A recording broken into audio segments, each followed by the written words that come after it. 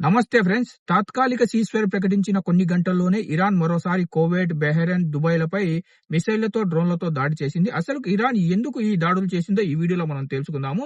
బుధవారం ఉదయం 8 గంటల కంటే ఈ రోజు ఉదయం 8 గంటలకు ఇరాన్ కువైట్, బహ్రెయిన్, దుబాయ్‌లపై మిసైళ్లతో, డ్రోన్లతో దాడి చేసింది. ఈ దాడులు ముఖ్యంగా విద్యుత్ ప్లాంట్లు, వాటర్ డీసాలిటేషన్ ప్లాంట్లు మరియు ఆయిల్ ఫెసిలిటీలపై ఇరాన్ దాడులు చేసింది. ఇక్కడ పెద్ద ఎత్తున మంటలైతే చెలరేగాయి. అదృష్టవశాత్తు ఇక్కడ ఎవరైతే చనిపోలేదు. ఇంకా ఇక్కడే పెద్ద ట్విస్ట్ ఏంటంటే యునైటెడ్ స్టేట్స్, అమెరికా మరియు ఇరాన్ మధ్య ఈ రోజు ఉదయమే సీజ్ ఫైర్ అయింది. సీజ్ ఫైర్ అయిన కొన్ని గంటల్లోనే ఇలా ఇరాన్ ఎందుకు దాడులు చేసిందంటే సీజ్ ఫైర్ ప్రకటించిన అరగంట లోపే ఇజ్రాయెల్ ఇరాన్ లోని 2 ఐలాండ్లపై మిసైళ్లతో దాడి చేసింది. అక్కడ పెద్ద ఎత్తున నష్టం జరగడంతో దానికి ప్రతీకారంగా ఇరాన్ కువైట్ ఇంకా బహ్రెయిన్, దుబాయ్‌లపై మిసైళ్లతో, డ్రోన్లతో దాడి చేసింది. ఈ ఇజ్రాయెల్ గమ్మునుంటే ఈ యుద్ధం ఎప్పుడో ముగిసిపోయేది.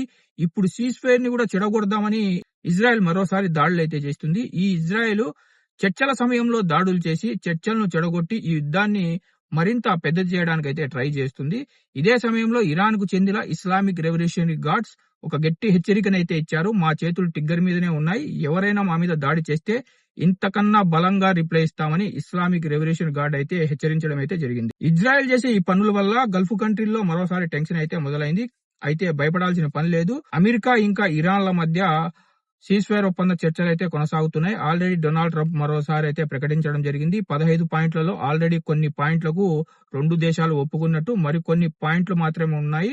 ఇంకా ఇరాన్ మీద శాంక్షన్లు కూడా ఎత్తేస్తామని ట్రంప్ అయితే ప్రకటించారు. 1-2 రోజుల్లో అన్ని గల్ఫ్ కంట్రీల్లో పరిస్థితులు నార్మల్ అయితే అవుతాయి.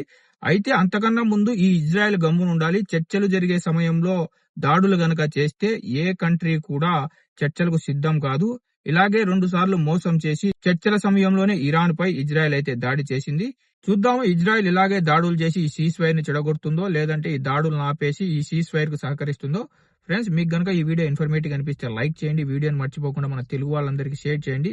ఇలాంటి మరిన్ని గల్ఫ్ ఇన్ఫర్మేటివ్ వీడియోస్ మీరు మిస్ కాకుండా ఉండాలంటే మన గల్ఫ్ ఎక్స్పర్ట్ తెలుగు ఛానల్ ని సబ్స్క్రైబ్ చేసుకుని బెల్ బటన్ ఆల్లో పెట్టుకోండి.